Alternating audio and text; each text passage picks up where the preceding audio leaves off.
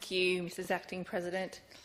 Prostitution is violence and humiliation of vulnerable men and women. Statistics suggest that around 80% of prostitutes are women. The call to legalise prostitution is the call to legalise gender-based violence.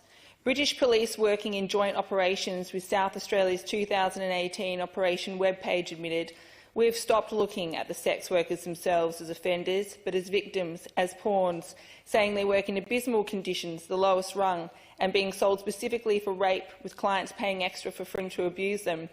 I will never support the decriminalisation of abusers who degrade, humiliate and mentally torture vulnerable human beings.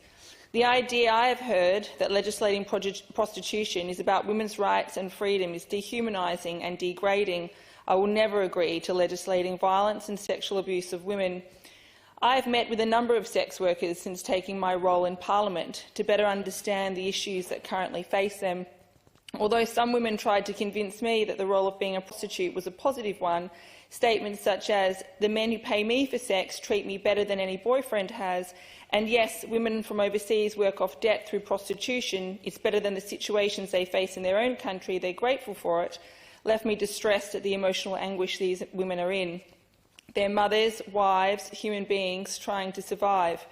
We should be doing everything we can to support these women out of these hostage situations, support them out of drug addiction, homelessness, mental health issues and domestic violence.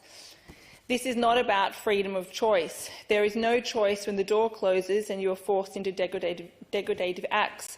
No woman chooses to be a prostitute. I'm absolutely horrified at the current legislation which further punishes these abused and vulnerable human beings. Instead of abuse victims, they are treated as criminals, given a criminal conviction that further shames them and acts as a barrier to employment, finance and society. Women who are effectively prisoners in motel rooms held in exploitation as sex slaves should absolutely not be criminalised. They are victims. It is everyone making money off these victims that needs to be punished. There needs to be urgent reform to prostitution laws that decriminalises the abuse victim and delivers harsh consequences for the abuser. I've been told by former prostitutes that although they tried to convince themselves they were willing participants, they have come out of prostitution physically battered and with post-traumatic stress disorder. It is extremely difficult to find reliable, unbiased data for South Australia on prostitution. An international study across 9 countries found 71% of sex workers admitted to being physically assaulted while in prostitution. 89% of respondents to that same survey clearly indicated they wished to leave prostitution but felt they could not do so safely. 68% of respondents met the indicators for post-traumatic stress disorder, and 75% admitted to being homeless at some point. Abhorrently, there seems to be more stigma for the seller of sex than there is for the purchaser, yet we do know in the United States, survey results show the largest support for legalisation of the industry comes from male buyers, not industry workers.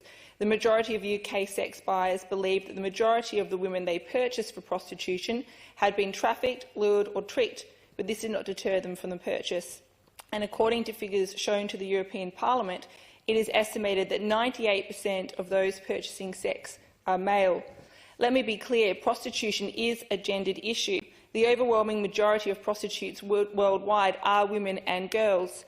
In New Zealand, where there is full decriminalisation of prostitution, 89% of private and brothel prostitutes are female, 92% of escort prostitutes agencies are female, 98% of massage parlour-based prostitutes are female, and a 2014 Australian CSIRO study of over 20,000 adults found that 17% of Australian men had previously paid for sex. Only 0.3% of women surveyed reported paying for sex. Of these men, the majority were married or partnered. This is not an industry driven by male loneliness. It is driven by exploitation, coercion and control. An experience from the legalised sex industry in New Zealand reads, "They literally raped me all the time, made me do things I didn't want to do." The New Zealand experience has shown that decriminalisation does not increase safety. It increases the entitlement and expectation of sex buyers. It keeps prostitutes trapped in poverty, substance abuse and violence. Those who are exploited and abused deserve legislative protection and to find lasting exit pathways. They deserve to have the stigma shifted onto the buyer. You cannot buy the right to rape another human being and must never legislate to allow it.